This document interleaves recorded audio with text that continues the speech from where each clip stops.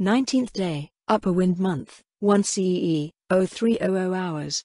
In the stillness of the night, a thick mist crept over the shore and spilled over the piers of Helama.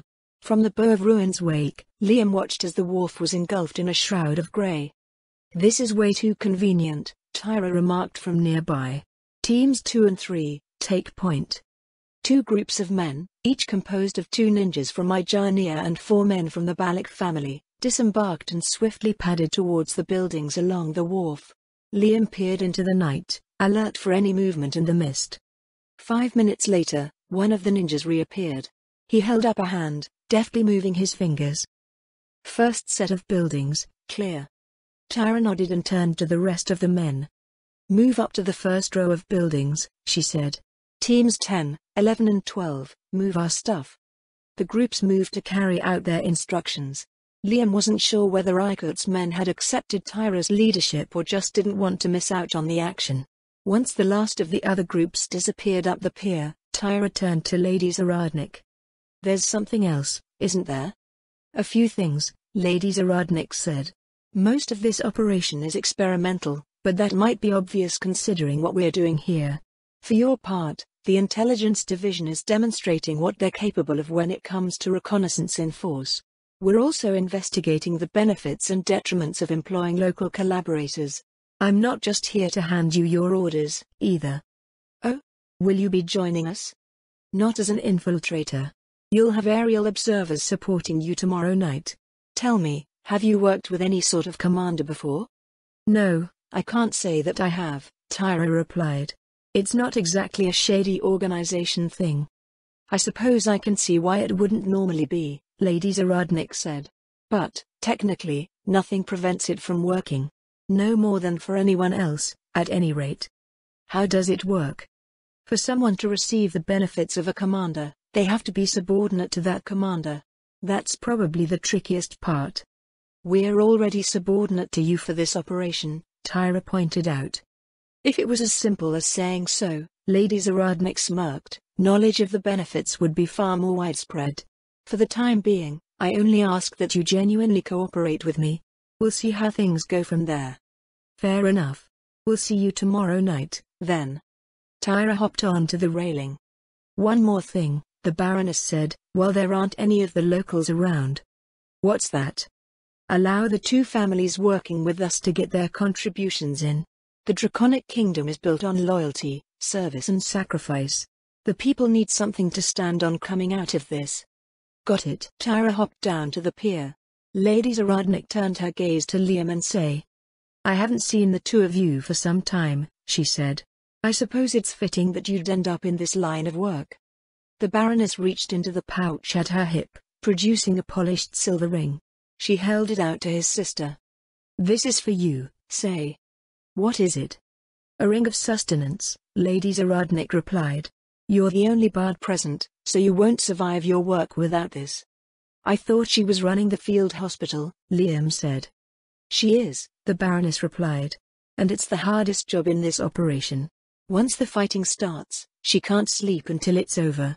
Not only will she be managing the supplies and using healing items, but she'll also be playing a song of healing the entire time. We need to get another bard, safe round down at her fingers." "This should be the busiest fight for this part of the campaign," Lady Zaradnik said. "After this, there's another city to help out, but we won't be dealing with the huge numbers that we'll have here." Lady Zaradnik turned to Liam. "I hear you've been focusing on your combat training above all else," she said. "So much so that you failed your test yesterday." "How did you know that?" "Miss Alpha is very fastidious when it comes to reporting her students' progress," Lady Zaradnik smiled. "A shadow demon delivered her report. Well, I suppose we'll see whether your focus pays off or not. Are you ready to fight?" "I am," Liam nodded. The Baroness gave him a long look. "Remember that the average beastman around here is around difficulty rank 30.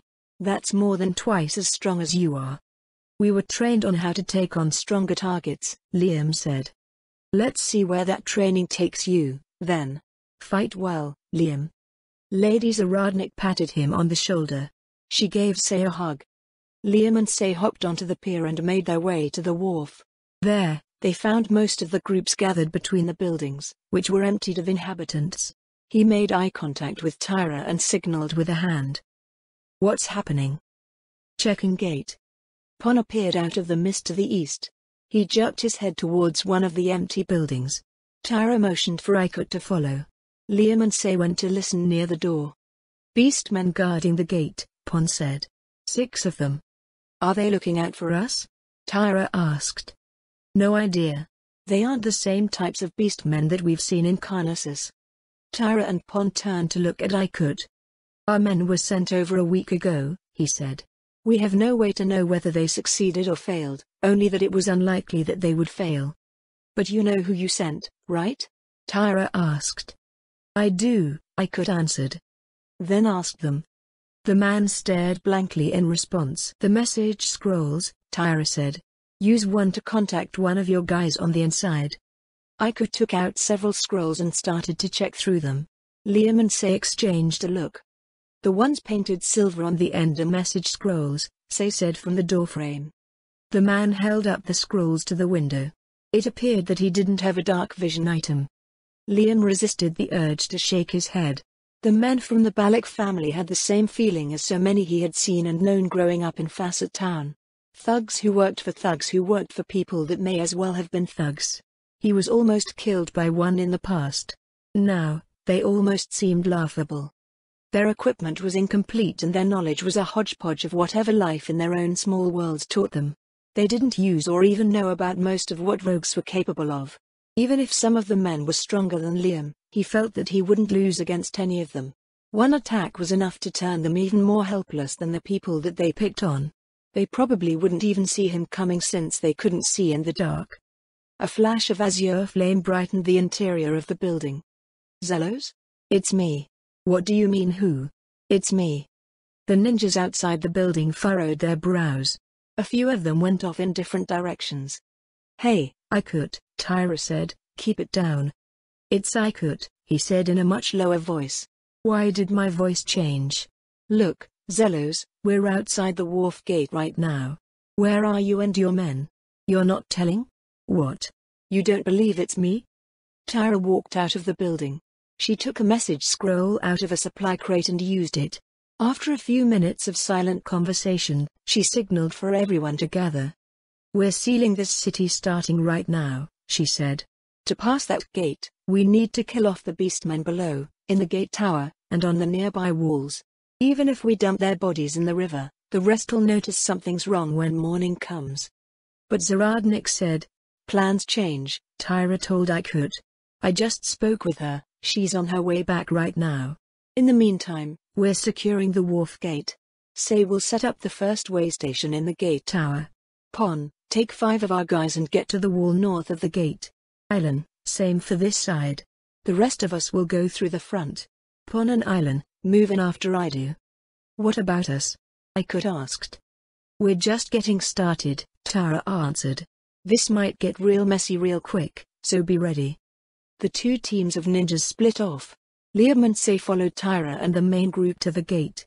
Unlike a gate manned by humans, the beastmen didn't use any torches to light the night. The 6 beastmen sentries reported by Pon were crouched in the shadows cast by the waning moon. Tyra raised her hand and drew a line across a group of ninjas with her finger. You 6, take your marks. I'm hopping in first. She pulled out a scroll painted dark gray on one end, walking behind one of the buildings. There was a flash of azure light. The world fell silent. Tyra came back out again. Come in 2 seconds after me. Going now. Tyra took a step, vanishing into the shadows. She reappeared under the portcullis of the wharf gate. The 6 ninjas popped out of the shadows beside their targets. If the beastmen made any noise as they died, Liam couldn't hear it. 6 dead beastmen were dragged out towards them. Tyra raised a hand from the gate. Stuff those corpses inside the buildings. The rest of you, get over here. The ninjas around them moved. Ikut's men looked around in confusion. She says to hide the bodies in the buildings, Say said. Everyone else, go up to the gate. Tyra came out from the gate as they approached, holding out a hand for them to stop. There's a crapload of beastmen in there, she said in a low voice. You can see them camped out in the streets and along the walls inside. Ikut, where are those men that you sent waiting for us? I don't know, Ikut replied. We thought it would be like Blightold, but it isn't. Zelos refused to answer any of my questions. Maybe they're hiding in a building near the gate? So you don't think they're refusing to report because they failed? Tyra asked. I don't see him doing that, Ikut answered. We are here at the Queen's command. There are greater things at stake. I see. Tyra turned around and looked to the parapet above. Well, we're clearing this tower now. Wait here until we secure it. Make sure you conceal yourselves entering the gatehouse or beastmen in the street will spot you. She raised her hand. Clear? Liam looked up at the wall. He couldn't see anyone signaling back, but Tyra lowered her hand and turned back to address them. They're ready. We're going up the stairs. The stairwell was only wide enough to fit one person in a fight. Tyra took the lead, using another silence scroll near the doorway at the top. She disappeared in a blink. By the time they came into the room, Tyra was already heading up the next set of stairs. 3 dead beastmen were left in her wake. 9 dead beastmen lay sprawled over the furniture of the captain's office above. Pon led his group up the next set of stairs while Tyra looked around the office. The sound of the waves lapping over the shore nearby returned as the silence effect from the scroll faded. Get these bodies out of here, Tyra said. Dump them over the wall and get the others to carry them away. Should we shut the gates, boss? Aylan asked. Not yet. Those beastmen will come sniffing around if they see that something's off. Customs ledgers and sheets of paper were scattered over the floor. There were some bags filled with beastman belongings, but they contained nothing of note. Ikut and his men came up, bringing their supplies with them. How did you do that? He asked. There was no alarm raised, no sound of struggle. The silence scrolls, Say answered. It puts a field of silence around your target. If that target is yourself, it'll bring that field of silence wherever you go. As generous as our supplies are, Tara said. We don't have enough to take out thousands of beastmen like that. Each scroll only lasts 2.5 minutes. There are 3 more gates and 6 towers, Aylan said. We can do that, at least. Maybe. But we're still gonna have to do the walls the old-fashioned way. Tyra pulled out the map of the city and unfolded it on the office table. The wharf gate was between the ferry gate and another gate that opened to the coastal highway. The remaining gate was on the other side of the city. This is kind of a fix, Tyra said. If it were humans guarding the walls like we thought, we could have left things as they were. The beastmen in the city are going to notice if the walls are empty, but we can't seal the city unless we get rid of them. I could try calling your man again. He can come to see us himself if he's so suspicious. I could used another scroll. Pon came down from the top of the tower, accompanied by Lady Zaradnik. We've got a problem, Tyra told her. So I see. Lady Zaradnik joined her at the table. Humans were manning the fortifications in the evening, but we'll just have to deal with this. Any luck contacting the Suna family? Not yet.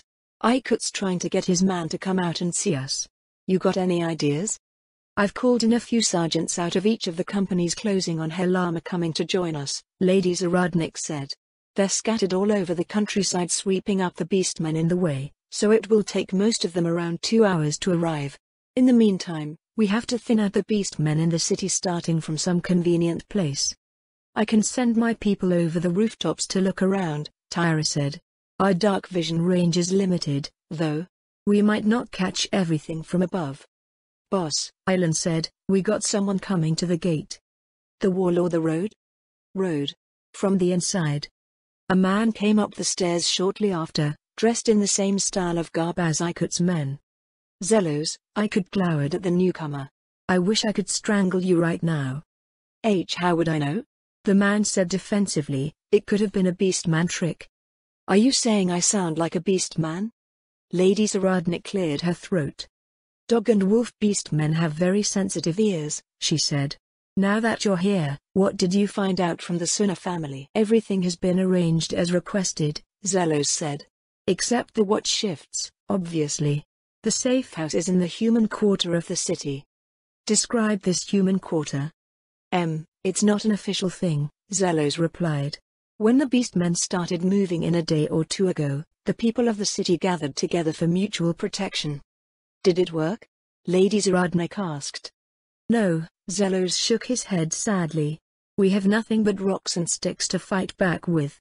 It has become like a pen of livestock there. The beastmen come and go as they please, taking people when they are hungry. Can we reach the safe house?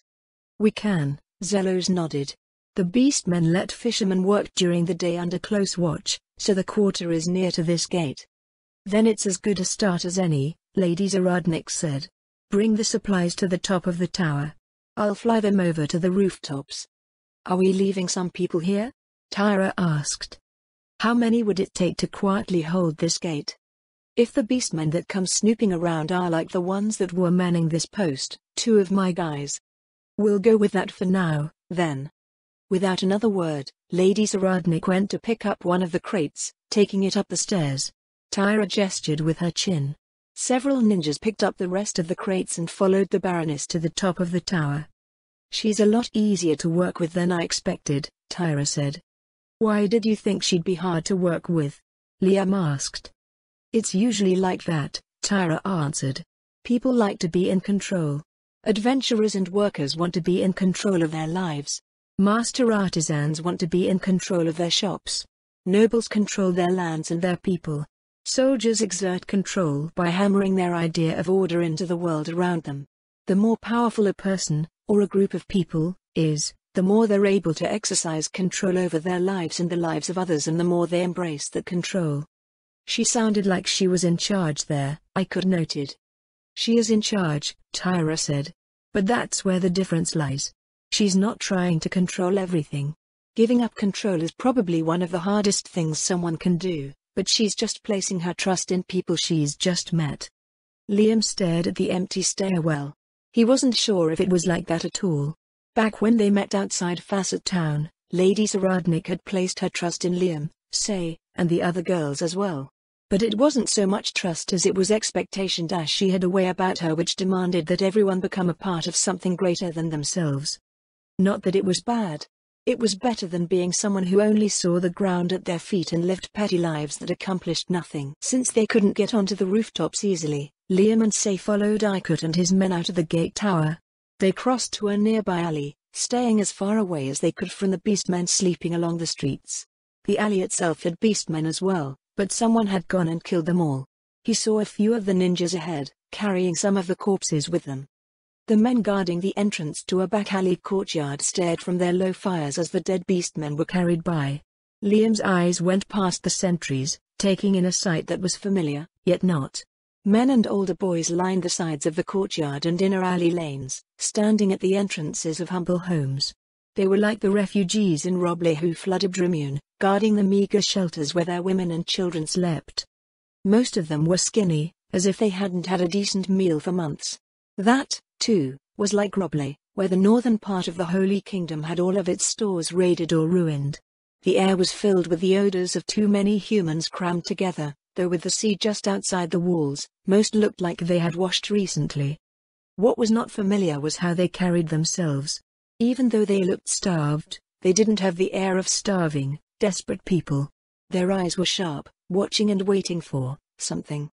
Zelos stopped to speak to one of the men in the courtyard, who nodded and gestured to several others nearby. Some of them went to bring in the rest of the dead beastmen while the others accompanied Ikut through the maze-like bowels of the city quarter. Along the way, Tyra and Lady Zaradnik dropped down from above to join them. After 3 turns and 4 more courtyards, they stopped at a small garden with rows of vegetables. A worn door on the other side opened and 3 men with the same demeanor as Ikut's came out. You can take your things in there, the black-haired man in the middle said. The door on the other side of the garden turned out to be the back entrance to an old warehouse. In the place of shelves and pallets were tables, chairs and hammocks, mostly occupied by more thugs. Where the front doors of the warehouse should have been was the wall of another building. It was featureless save for a single door. A middle-aged man in a clean black coat came out with an entourage of burly men. They walked out between the tables, meeting Lady Zaradnik, Tyra, and Ikut in the middle of the warehouse. Salsuna, the man said. I wasn't sure what to expect when Balik's men came in the other day, but you prepared a place for us nonetheless, Lady Zaradnik said. Her Majesty thanks the Suna family for its service. Lady Zaradnik produced a scroll and presented it to Salsuna. The man reached out and unfurled it. His black beard shifted silently as his eyes scanned the content. After several moments, he nodded quietly several times. He touched the scroll to his breast. "We are at Her Majesty's service." Liam furrowed his brow as the men around the warehouse lowered their heads respectfully. Maybe they weren't exactly the same thugs that he knew. "So," Salsuna said. "What now?" Lady Zaradnik gestured to her right. "May we use this table?" Salsuna waved the men at the table away. The Baroness unrolled a map of the city, placing a magic light on one side and a pen on the other. "What type of beastmen are in the city?" "Cougars, tigers, jaguars. No dogs or wolves at all?" "None. I heard they're in Fallujah upriver." "That's convenient for us," Lady Zaradnik said. "Is there a specific place where the beastman lords are located?" "No," Salsuna shook his head. "Each tribe claims a part of the city. The lord just picks the nicest spot in that part to live in." "Does that mean that the clan lords are in the central keep?" "Yeah." "Are there any beastman warriors in the city?" Salsuna looked around at the men nearby, who shook their heads. "We don't know," he said. "So many have moved in over the last day or two." "Do you have a rough estimate of how many?" "The beastmen camping outside moved inside. That's all I can really say." "Have you put up any resistance in that time? Killed a few in the alleys when the chance presented itself, for instance?" "Not since they moved in," Salsuna said. "Now that there are so many in here, they don't brush off dead members of their tribes as failed hunters. Humans that kill beastmen where they live are considered a threat to their families. We had some try and fight back at the start, but they were swarmed and butchered." Liam tried to imagine what that was like. The people here couldn't retaliate or run. All they could do was watch as they were picked off one at a time. "How often do they come to take someone?" Lady Zaradnik asked. "Once an hour, at least. Probably twice that." "Can you mark out the area where humans reside?" "Just this section here." Salsuna traced out an area between the wharf gate and the coast gate. "The beastmen moved into the rest." "Do the beastmen post sentries over you?" "At the entrances of the quarter. So we don't try to escape." "Where are these entrances?" 8 spots were marked on the map. Lady Zaradnik gestured to the crates behind her. "Fill the deeper parts of each entrance with traps. Have men at each one ready to ambush any beastmen that make it through or try to escape. Tyra's people will clean out any beastmen loitering in the alleys right now. Bring their corpses into the quarter. Let the people know not to leave." Men moved to carry out her instructions. Lady Zaradnik studied the map while they filtered out of the old warehouse. "Were you able to gather the temple staff from around the city?" she asked. "They're in the buildings nearby," Salsuna said. "What did you want with them?" "This safe house will be turned into a field hospital," Lady Zaradnik said. "The temple staff will help tend to the wounded." "How many wounded are we talking about here?" "We're moving faster than anticipated, so we may take more casualties. Ideally, it will only be of those who have volunteered for this." Lady Zaradnik's finger traced down from the human quarter to the wharf gate. "We'll divide Tyra's people into 2 pairs of groups. One will clear the walls while the other will follow behind and clear the streets below. Do you think it's possible to secure the walls without alerting the beastmen?" "The killing part we can do," Tyra said, "but I don't think we have enough silence scrolls to guarantee that something doesn't make loud noises or sound the alarm along the way." The Baroness pulled a dark, palm-sized crystal out of one of her pouches, placing it in front of Tyra. "I only have one of these, unfortunately." "Nope," Tyra picked up the crystal. "This is perfect. I can take care of the streets. Another group can do the wall above. We'll go all the way around. Most of my people will be free to use if we do it that way." "How long will it take you?" "As long as we don't have to double back and redo parts of the wall, about 30 minutes. That's also assuming everything's as easy as the wharf gate." "Where'd you get this, by the way?" "Iranthal. A merchant from the Empire was selling it in the main plaza in front of the Adventurer Guild." "Seriously? Damn it, I need to do more shopping." "What about us?" Ikut asked. "After we've fortified this quarter," Lady Zaradnik answered, "those on offense will be helping to clear out the city section by section. The wind blows toward the sea at night, so we'll be doing the southern parts first." "We might not be able to clear the whole city before dawn," Tyra noted. As long as we can minimize losses to the citizenry, the Baroness replied. That's fine. The beastmen will be stuck in here with us? A hulking form filled the alley, its fur matted by the cold drops pattering off of the walls and slick clay. Liam crouched on a windowsill above, dagger clutched in his right hand. He held his breath. The striped form passed below, footpads squelching over the mud. A click came with its next step. The beastman stopped. A heartbeat later, it fell forward and lay still. Liam released his breath. A nearby door opened. Two men came out with hesitant steps. One cautiously towed the beastman on the ground. The other knelt to pull a 10-centimeter-long steel dart from the massive body, tossing the bloody projectile further into the alley. Another man retrieved it and the trap was reset. Scraping filled the air as the dead beastman was dragged into the door. One of the men reappeared with a bucket of water, washing away the most evident traces of the corpse's passage. Damn stuff's wasted on him, Pon said from the window across the alley.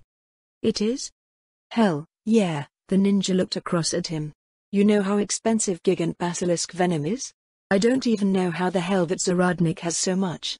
We got wyvern and purple worm, too. They're all strong enough to use on adamantite rank adventurers. Because it's not enough to just kill them, a low voice came from above. They need to die and not blow our operation. These citizens don't stand a chance if things go to shit. Liam and Pon looked up to see Tyra on the roof. She gestured for them to follow. Pon leapt from his windowsill to join her. Liam reached up to test the eve above before pulling himself up. A dozen other ninjas were waiting. Tyra raised a hand beside her head. They're set up here. It's go time. Pon and Island led their groups over the rooftops towards the wharf gate. Tyra and Liam followed, dropping down into the alley where they had entered the human quarter. The alley was filled with men from the two families that had volunteered to help secure Helama. Tyra looked up from the mouth of the alley. The wall team's starting, Tyra said. Anyone not know what they're doing? Good. The Grandmaster of Ijania adjusted her mask and drew a long black dagger that pulsed with an evil light. She closed her eyes and drew a deep breath. She opened them again, revealing the cold glint in her coral eyes. Liam backed away. By the time he realized that he had moved, she was gone. What the hell was that? I could breathed. Let's go, Liam said. Keep the torches in the back. The men in the alley drew curved daggers and hefted clubs. A few had quarterstaves and wooden mallets. They left the alley and entered the street along the wall. Liam went over to the nearest beastman, kneeling to inspect it. Move them out of sight, he said. Ikut came over and prodded the beastman with his boot. It's dead? But when Tyra came through, Liam grabbed the beastman's leg and tugged. Help me out here. They dragged the beastman's corpse away, dumping it into the alley. Since they weren't clearing the wall in both directions at once, they had to remove anything that might be seen from the uncleared side. Once the street curved out of sight of the gate, they left the bodies where they were and picked up their pace. Have you done something like this before? Ikut asked. No. You seem pretty collected, in that case. Liam couldn't see why he said that. What was so hard about moving bodies out of sight? They hadn't even fought anything yet. I thought I heard someone say you fought beastmen in your city, Liam said. We did, but not like this. Our city, the beastmen stayed outside. We killed the ones that came too far into the city with traps. Or we isolated and outnumbered them. That seemed fine to him. If you had to kill something stronger than you, anything went. They went past a tower and stopped to move the bodies away from the street leading to the southwest gate.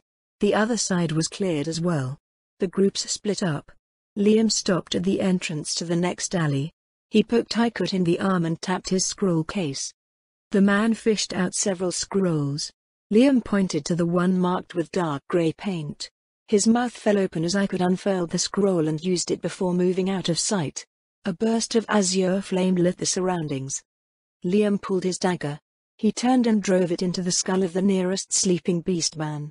The rest of the men pounced on the others in the alley, stabbing, hacking and bludgeoning their victims with wild abandon.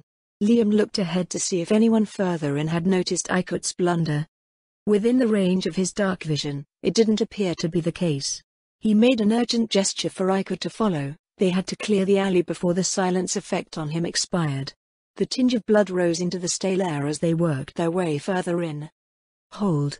Two beastmen awake 5 meters down the right corner. They froze at the unexpected voice of Lady Zaradnik.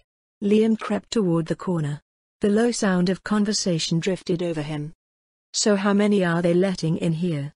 It's just us. They're sending people out tomorrow to bring in food. Like that, Will. Do you smell that? Liam tensed. Yeah. Don't hear anything, though. Did someone come back from a fight? Maybe a human tried to fight back. No worries, then. Come on, let's check, just in case. They're walking in your direction. 5 seconds to the corner.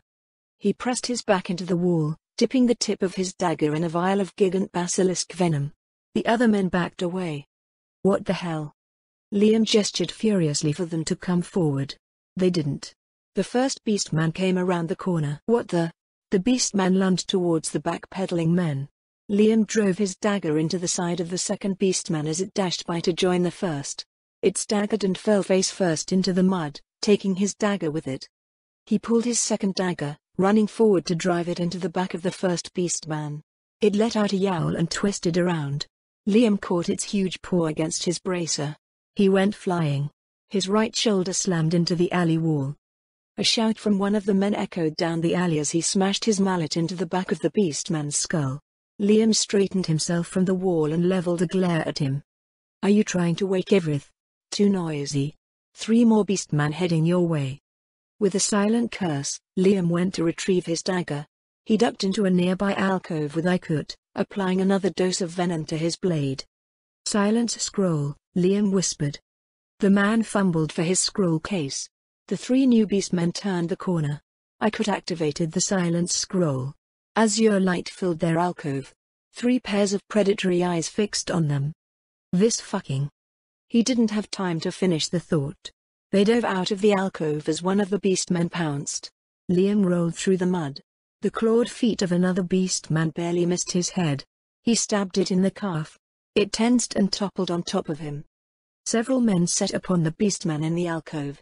The remaining beastman's gaze went over the gathered men, the light of the distant torch reflecting from its golden eyes. It backed away, disappearing around the corner. Shit. Shit, shit, shit. Liam squirmed out from under the dead beastman. He dashed around the corner. The third beastman was lying face down 2 meters away, an arrow with black fletching sticking out from between its shoulder blades. You're clear. Get that beastman out of sight. They pulled the third beastman back around the corner. Liam leaned back against the wall to catch his breath. He held his vial of basilisk venom in front of his face. 3 uses left. He still had the wyvern and purple worm venom, but they probably wouldn't work as well as the gigant basilisk venom. The basilisk venom inflicted paralysis.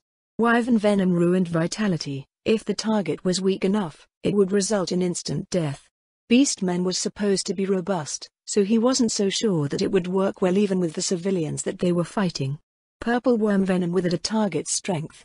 Much like with the wyvern venom, he wasn't sure that the physically powerful beastmen would be completely overwhelmed by it. A group of men came around the corner. The men with Liam started and raised their weapons defensively. Jumpy, aren't we? The familiar voice came from above. It was one of the ninjas, Kai. Section's clear, Kai said. Wall team's halfway done. We've got some catching up to do. Do the beastmen know what's going on yet? Liam asked. We had some, interesting things happen, but we're still good. Our eye in the sky is making this extra easy. Liam looked up at the slice of sky above the alley. With the weather as it was, there was no light at all. Lady Zaradnik probably had a powerful dark vision item that let her outrange the beastmen's senses. How is Zaradnik talking to us? Ikut came forward. She's some sort of commander, Kai answered. Going by the way she carries herself, something like an imperial captain. I didn't know commanders could do that. Kai walked past them. He stopped at a pair of injured men kneeling in the alley. The hell you just bleeding there for? Use your damn items. But they're expensive. Half of you are gonna die because you're so damn stingy. You don't get to keep them after this op's done, by the way. The ninja went out into the street. Bursts of blue flame lit the alley as the 2 men used scrolls to heal their wounds. Liam picked up his pace to catch up to Kai. Are we going to be okay like this? These guys screwed up so many times. Kai's gaze flickered to Liam. His left hand moved by his thigh. Dragging them around is part of the job. We don't get a question. Liam looked up to the sky again. This country is built on loyalty, service and sacrifice. The people need something to stand on coming out of this. Lady Zaradnik thought of some weird things. It wasn't that Liam didn't like it, but it wasn't something people usually thought about or could afford to. Good work with that quarter. The southwest gate is now sealed. Tyra's team has cleared the southern wall and the southeast entrance is secure.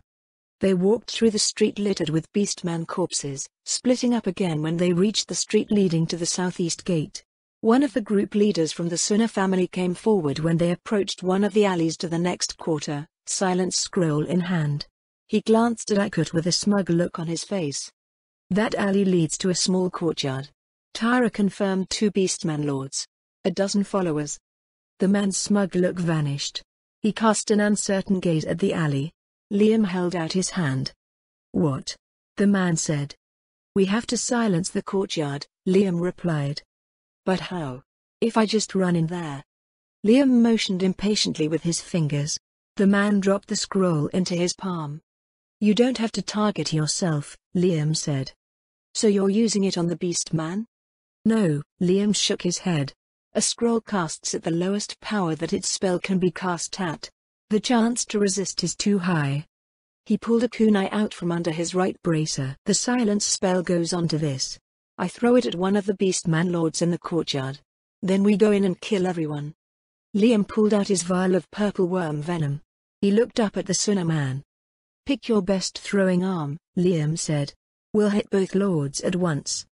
The man turned around, jerking his head at a thin guy in the back. Do you know how to envenom your weapon? Liam asked. In response, the thin guy pulled out a vial of gigant basilisk venom. Liam looked down to coat his kunai. When he looked back up again, the thin guy was on the ground. Seriously? People without the right training could accidentally get themselves with their own venom, but did it happen that easily? A few people moved the thin guy to the side. One of them used a cure poison scroll on him, but it only removed the venom and not its effect. He was lucky that basilisk venom only inflicted paralysis. Liam envenomed the next guy's weapon for him, then crept into the alley to look around the corner into the courtyard. The 2 beastman lords were there as reported, both of the cougar type. One was near the middle speaking to 2 other beastmen. The second lord was leaning on a wall on the far side. Most of the beastmen that Liam could see were sleeping. He came back out to the street again. Only a few of them look awake, Liam said. Once we throw our weapons, everyone has to run in and fight. They won't hear you coming, so move as fast as you can. He gestured for them to follow. Before they reached the corner, he crouched and activated the silence scroll behind a pile of refuse. Liam gestured to the second thrower and pointed to the opposite wall. The man returned a blank look. I should have said something about that first. With the silence effect active, Liam had no time to explain. He peeked around the corner again before coming out and cocking his throwing arm. The kunai whipped out and buried itself in Beastman Lord's lower back. It fell to its hands and knees. The second Beastman Lord came forward as the other active Beastmen looked around in confusion. Liam pulled out a second kunai and whipped it at the approaching Beastman Lord. The 3-meter-tall demi-human dodged to the side to avoid it. A throwing knife sprouted from its shoulder. Go, Liam said. Men rushed forward as the second Beastman Lord fell stiffly to the mud. Liam drew his dagger and followed. The world went quiet as he crossed the threshold of the silence spell. He stepped over a man with a torn, blood-soaked coat. 3 others pushed into a nearby beastman, punching their long knives repeatedly into its body. Liam stopped to stab a stirring beastman in the neck. Its emerald eyes fixed on him and its maw pulled back in a snarl. Liam twisted his wrist and pulled on his blade, ripping open its throat. The men continued swarming over the courtyard, attacking sleeping and wakeful beastmen alike. Several were pummeling the Beastman Lord, who was effectively incapacitated by the purple worm venom. By the time the silence spell expired, every beastman lay still. A roar sounded from nearby. Liam turned his head at the source. Not here? One of the windows overlooking the courtyard opened. A cougar beastman poked its head out. Liam flicked a kunai at it, but it merely glanced off the beastman's head. "Get in that house," he said. The men nearby opened the door. Fortunately, the beastman left it unlocked. Or did they know it could lock? They supposedly lived outside in the trees. A commotion rose from within the house. The windows of several other homes opened. "Clear those houses. Don't let any escape to the other quarters." Two other groups of men came running in through the alleys. Liam opened the nearest door.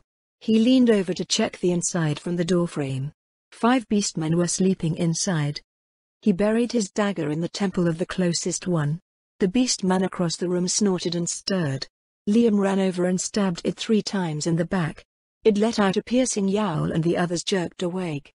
Liam turned and drove his weapon into the eye of the rousing beastman to his right. The other 2 finished pushing themselves up to their feet. "You damn monkey," one of them growled, "I'm going to drag your guts all over the room." His other dagger came out and he lowered himself into a defensive stance. The beastman stepped forward. Gods, he's huge. The house was made for humans and it felt like the beastman could reach the entire room with its huge paws. Claws like knives unsheathed and the beastman bared its long fangs at him. A swipe came from the left. Liam's shoulder popped and he was sent into the wall. The wattle and door panel broke apart. He rolled into another house where more beastmen were stirring from their slumber. "He's mine." His attacker roared and lunged into the broken panel. Liam scurried back and opened the door, running into the courtyard. The beastman sprinted out after him. Dodge. Liam's body moved of its own accord. He threw himself to the right. The pouncing beastman shot by, bowling over a man coming out of a different house. 4 more men came out after him, clubbing and stabbing at the back of the beastman. This is chaos. It was nothing like his methodical training. Everyone was just attacking what they could. No one was thinking about what their actions would lead to. The group that was assigned to him didn't even follow him into the house and he had no idea where they had gone. Liam used a scroll of light cure wounds on himself. His arm returned to normal. He looked around himself before squatting beside a man bleeding out in the mud. Liam flipped the ashen figure over and searched for the case with his healing scrolls. After using 2 of them, the man's complexion returned to normal. He struggled to sit up. "Thanks," the man grunted and winced. "I can take care of myself, now." All around the courtyard, men lay injured and unmoving. Liam shifted over to the nearest one, using his scrolls to heal him. "Help me get the rest of these people up," Liam said. "Why isn't anyone taking care of their teams?" A burst of azure flame flickered in front of the first man he had healed. "Because that's a priest's job," he said. "What?" Liam frowned. "So you'd just let people sit around with their guts ripped out like this?" "No." The man snapped. "No, that's not what I meant. We're not used to having all this stuff. When a man goes down in a fight, we have to keep fighting. There are no scrolls, no potions. When the fight's done, we carry the wounded to the temples for healing. We've never fought with so many magic items. What you gave each of us to use is enough to feed a family for their entire lives." Liam helped another person up and went to the next, biting his lip. The man was right. If someone was stabbed in Facet Town, they didn't just pull out a scroll or potion to heal themselves. They couldn't even afford one. Chances were that they died before they could even drag themselves out of whatever alley they were attacked in. Even if they made it out into the street, people would likely look the other way. The sounds of fighting receded and the men from the Draconic Kingdom came back out of the buildings smeared with sweat, grime and blood. More beastmen coming from the next quarter. Crossing the street to the northeast. Let them come into the alleys. Don't let any retreat. "Hey," Ikut appeared beside him. "Where did you go?" "Where did I go?" Liam was incredulous. "I went into the house when Lady Zaradnik's orders came down to clear the buildings."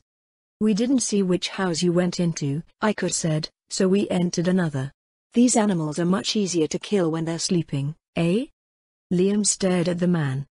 "Beastmen from the northwest. Groups on that side, get ready to ambush them." He cursed and went into a nearby house. This time, Ikut and the rest of his group followed. The original plan had them clearing the outdoors first, then going from building to building to get rid of the remaining beastmen. "How many do you think are coming?" Ikut's voice wavered. "I don't know," Liam said. Each building out there will probably have as many beastmen as the buildings around us. Iku's men exchanged nervous glances. One of them wiped his knife and presented it to Liam. "Help me get this venom on." He fished a vial out of his bandolier. The rest of the men did the same. Once Liam was finished, he applied purple worm venom to both his daggers and one of his kunai. They waited in the darkness as the sound of padded feet squished in the mud outside. Something started sniffing nearby. A leg appeared in the doorway. Liam stabbed it. A spotted beastman fell forward into the entrance. Another stepped over it and Liam stabbed it with the kunai in his left hand. He retreated deeper into the house, flicking his kunai at the next beastman coming through and drawing his other dagger. The kunai glanced off of the beastman's hip. Liam clicked his tongue. The venom on the weapon had been spent. Without a sneak attack, he could barely do anything against the demi-human's tough hide and layers of muscle. He kept backing away. The jaguar beastman filled the living room with its low growl as it stalked after him. Liam led it past a wooden shelf. Iku came out from behind the shelf and stabbed it in the back. The last of their opponents collapsed and the men came forward to finish them off. "That wasn't so bad," Iku said. Another jaguar beastman appeared, pouncing from the doorway and crashing into Iku. The man shrieked. Liam drove his remaining envenomed dagger into the back of the beastman's head. "Something's not right," Liam said. "Why are they just charging after people like this?" "The cats are like that." Iku let out a sigh of relief and crawled out from under the beastman. "They fix themselves on one person at a time. If many people attack at once, they become confused. Those that come into the cities to hunt are easily lured into traps and ambushes because of this." "That would have been nice to know before we started," Liam frowned. "Sorry, you people operate so smoothly that I thought you knew all that there was to know." "Oh, this usually doesn't work against their warriors, but a beastman warrior is all sorts of worries on top of that." Liam re-envenomed his weapons. At this rate, he would be out in 2 or 3 more fights. He retrieved his kunai and checked the courtyard from the shadows of the house. Several men were already standing outside. "It looks safe," Iku said. "Lady Zaradnik would say something if it wasn't and she saw them just standing there." "She can't see everything at once," Liam said. "Let's just wait. If beastmen jump them, be ready to help." Though the amount of chaotic, noisy fighting that they did felt like it would wake the entire city, it probably hadn't. Helama was larger than Irantal and the sound of a brawl in the streets of Fassat town didn't carry much more than a block or 2. With the rain, probably less. The biggest risk was someone reporting it to the lords in the central keep instead of coming to see what the noise was about out of curiosity. The sound of another fight rose somewhere nearby. It died down shortly after. "Looks like we're clear for now. The southeast gate is sealed. Let's keep going." They left the house and filed out of the alley leading to the southwest gate. He stopped to empty the bandolier of the man who had paralyzed himself before moving on. A figure vanished from a window across the street. Liam raised his hand. "Wait. Something saw us." He padded over to stand under the window. A voice drifted through the curtains. "Mama, where are you going?" "Shh, Mother has to do something, so be a good girl and wait here. Be quiet and don't peek outside until the sun is out." Liam exchanged a look with Iku. To his surprise, the man motioned for the group to go around to the back of the house. They caught the beastman mother as she came out into the alley, leaving her dead 2 meters from the door. 4 of the men went inside while Liam and Iku watched the alley. "You don't like it," Iku said in a low voice. "What?" "Your face," the man told him. "Guilt is written all over it. You heard what this beastman said, now you're guilty about the men killing a mother and her child." "Did it look like that?" Liam pointedly gazed down one of the alleyways. "This is what it's like here," Iku said. "These people come to eat us every week. In villages, towns, cities. Adults, children, they all see us as food. All we can do when they come is hurt them as much as we can." The men came out again. They left the alley, jogging to catch up to the rest. Halfway there, Lady Zaradnik's voice sounded in their heads. "Movement in the keep. Finish up what you're doing and stand by. Seal the wharf and ferry gates." "But we're not done yet," Iku complained. "I don't think they care about that," Liam replied. "Humor," the man grinned. "When life is grim, it is best to keep one's spirits up, yes?" They're sending people to the previous quarter. Keep clearing. They resumed their jog. How many beastmen did they have left to kill? With so many people working with them, they should have gotten at least half. What if they go after our people? Ikut asked. That's why we put traps everywhere. Lady Zaradnik is up in the sky somewhere, so she should see it if it happens. A group of beastmen appeared from the street leading to the southeast gate. A roar filled the air. Found them. Uh-oh. More beastmen poured out of an alley nearby. Didn't they just come out of the keep? They were stupid fast. The demi-humans slowed as they closed on them. Maybe they were wary because of all of the bodies. Liam downed his enhancement potions and drew his daggers, eyes searching for a way out. The tower? If we run, Ikut swallowed, they will chase. They are faster than we. Liam crouched defensively as the beastmen closed. They should have used their fly scrolls right away. A figure landed in front of them, mantle settling around a tall, slender form. The beastmen took a step back at her sudden appearance. A human lord? What's a human lord doing here? Though it sounded strange, Liam supposed that Lady Zaradnik was, in fact, a human lord. A long glaive appeared in her hand. Its softly glowing blade cut an arc through the rain. What's wrong? Lady Zaradnik said, I thought you all sought worthy opponents to test your mettle. Her bold demeanor gave the gathering beastmen pause. Many looked to the larger beastmen scattered amongst them. A huge cougar beastman joined the encirclement. Who the hell are you? He roared. Baroness Ludmilla Zaradnik. The newcomer seemed taken aback at her straightforward response. Count Aranyak Konkurana, he replied. Good morning, Count Aranyak Konkurana. Lady Zaradnik inclined her head slightly.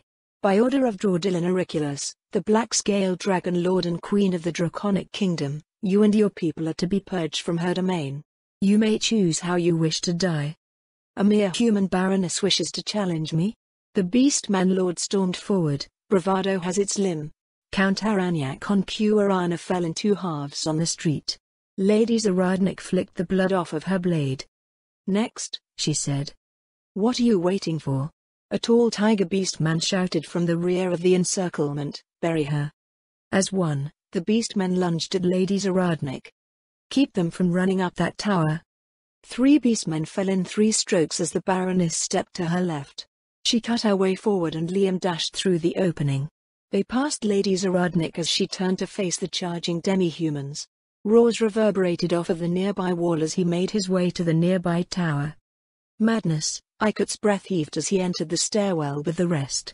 What the hell is she? She's Baroness Zaradnik. I don't know how else to put it. Liam looked out from the tower door. It didn't look like any beastmen were coming their way. They were just making a bloody pile in front of Lady Zaradnik. That's not normal, Ikut said. She's like an adventurer. The rest of you can join in any time. 24 black figures appeared from the shadows, cutting down beastmen all around them. A chorus of shouts rose from the other side of the battle as the rogues clearing the quarters came to help. Ikut and his men raised a shout of their own as they ran from the tower, weapons brandished. Liam remained at the base of the tower. Not 10 minutes later, thousands of beastman corpses carpeted the street. Liam finally came out to join the jubilant human victors.